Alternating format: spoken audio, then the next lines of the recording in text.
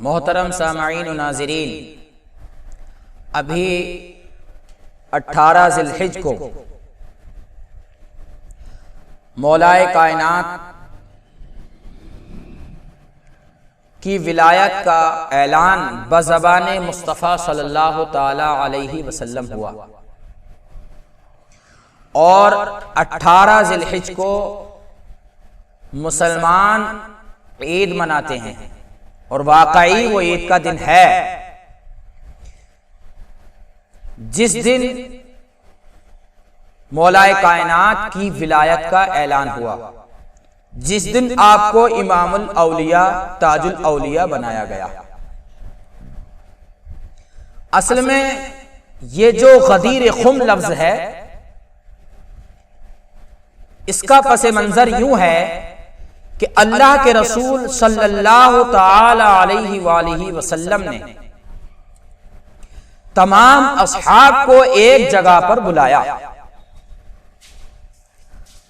اور اس جگہ پر سب کو اکٹھا کیا، اور اس جگہ کا نام ہے غدیر خم۔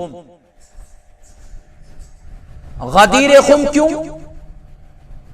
اصل میں غدیر عربی کا لفظ ہے، اور اس کا معنی آتا ہے تالاب یا کوئی گہری جگہ، اور خم کہتے ہیں ٹیڑھی چیز کو، مطلب جھکاؤ والی چیز کو، جو اس کا بیچ کا حصہ اٹھا ہوا ہو اور ایک طرف کو جھکاؤ ہو اور ایک طرف کو جھکاؤ ہو، یا پھر ایک حصہ اٹھا ہوا ہو اور نیچے کو جھکاؤ ہو، بیچ کا حصہ اٹھا ہوا ہو دونوں طرف کو جھکاؤ ہو، یا ایک اٹھا ہوا ہو ایک طرف کو جھکاؤ، اس کو کہتے ہیں خم۔ جیسے کسی کی پیٹ اٹھ جاتی ہے تو کہتے ہیں اس میں خم ہو گیا۔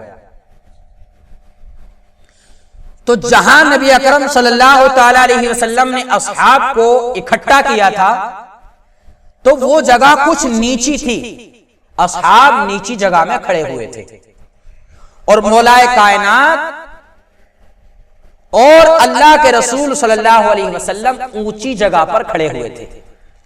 اچھا، عید اس لیے کہ یہ خوشی کا دن ہے کہ اس دن مولائے کائنات کی ولایت اور ان کی مولائیت اور ان کی امام الاولیاء ہونے کا اعلان ہوا، ان کے مولا ہونے کا اعلان ہوا۔ مولا تو آپ روز ازل سے ہیں، تبھی تو اعلی حضرت اشرفی میاں کہتے ہیں کہ اول سے تا بآخر سوچے تو دل میں سمجھے، لا ابتدا علی ہے لا انتہا علی ہے۔ تو عید غدیر خم، اصحاب کھڑے ہوئے ہیں، مولائے کائنات اللہ کے رسول صلی اللہ علیہ وسلم کے پاس ہے۔ تب اللہ کے رسول نے تمام اصحاب سے ارشاد فرمایا، الست اولا بالمؤمنین من انفسہم۔ پس منظر یہ ہے، من کنت مولاہ فہذا علی مولا، تو سب سناتے ہیں، لیکن پس منظر کیا ہے؟ الست اولا بالمؤمنین من انفسہم۔ قرآن پاک میں بھی آیا النبی اولا، یہی مفہوم ہے قرآن پاک کی آیت کا، مطلب کہ اولا کا ایک معنی آتا ہے اقرب، اللہ کے رسول مومنین کی جان سے زیادہ قریب ہیں۔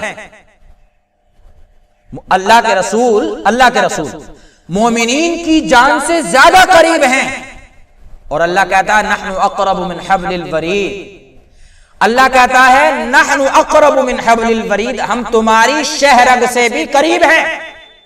مطلب شہرگ اس رگ کو کہتے ہیں، اس نس کو کہتے ہیں جو پورے جسم میں خون ڈیوائیڈ کرتی ہے، تقسیم کرتی ہے۔ تو اللہ ہماری اس شہرگ سے بھی قریب ہے، اسی طرح سے اللہ کے رسول صلی اللہ تعالی علیہ وسلم ہماری جانوں سے بھی زیادہ قریب ہے۔ ترجمہ یہ کر لو کہ ہماری شہرگ سے قریب ہے تو بھی کوئی پریشانی کی بات نہیں ہے۔ اللہ بھی ہماری شہرگ سے قریب ہے، رسول اللہ بھی ہماری شہرگ سے قریب ہے۔ اس پر قرآن پاک کی 2 آیات شاہد ہیں۔ اللہ کے قریب ہونے پر نحن اقرب من حبل الورید، نبی کے قریب ہونے پر النبی اولا بالمؤمنین۔ اب اللہ بھی قریب، رسول اللہ بھی قریب، وہ خدا ہو کر قریب، یہ خدا کے حبیب ہو کر قریب۔ لیکن مولا کائنات حدیث سے قریب کیا فرماتے ہیں؟ الست اولا بالمؤمنین من انفسہم. صحابہ کی جماعت نورانی کھڑی ہوئی ہے. فرمایا اے اصحاب، کیا میں تمہاری جانوں سے زیادہ قریب نہیں ہوں؟ اور اولا کا ایک مطلب قریب اور ایک مطلب مولا. اولا کا ایک مطلب مولا، مطلب میں تمہاری جانوں کا مالک نہیں ہوں. جس طرح سے اللہ تمہاری جانوں کا مالک ہے، رسول اللہ تمہاری جانوں کے مالک ہیں، اس طرح سے اب مجھے تم یہ بتاؤ کہ میں تمہاری جانوں کا مالک نہیں ہوں، میں تمہاری جانوں کا مولا نہیں ہوں. قالوا بلا، سب نے کہا ہے اللہ کے رسول کیوں نہیں، آپ ہماری جانوں کے مالک ہیں، آپ ہماری جانوں کے مولا ہیں. تو کہا سنو، اگر اللہ تمہاری جانوں کا مالک ہے، رسول اللہ تمہاری جانوں کا مالک ہے، تو میں اعلان کرتا ہوں اللہ کے رسول نے مولا کائنات کا ہاتھ پکڑا اور اٹھا دیا اور کہا من کنت مولاہ فہذا علی مولاہ. میں جس کی جان کا مولا ہوں، علی بھی اس کی جان کا مولا. تو ترجمہ یہاں یہ کرو نا، مولا مطلب مولا مطلب جان کا مالک، مولا مطلب آقا، مولا مطلب امام. اب ترجمہ کیا کر بیٹھتے ہیں کہ مولا کا مطلب ہے دوست. ارے ڈکشنری میں مختلف تراجم ہو سکتے ہیں، لیکن آپ حدیث کے پس منظر کو تو دیکھیں بھائی، حدیث کے سیاق و سباق کو دیکھیں، پس منظر کو دیکھیں کہ حدیث کیا کہہ رہی ہے، اللہ کے رسول کس تناظر میں اس حدیث کو لائیں، یہ تو دیکھیں. یہ آپ نے نہیں دیکھا. اور ابھی تو اگلا ٹکڑا جو ہے حدیث کا وہ اور واضح کرے گا. جب سرکار نے کہا کہ میں تمہاری جانوں کا مالک نہیں ہوں، قالوا بلا، سب اصحاب نے کہا کیوں نہیں، اللہ کے رسول آپ ہماری جانوں کے مالک ہیں. تب کہا اگر میں مالک ہوں، جس کی جان کا میں مالک ہوں، علی بھی اس کی جان کا مالک ہے. مطلب میں جس کا مولا ہوں، علی اس کا مولا ہے.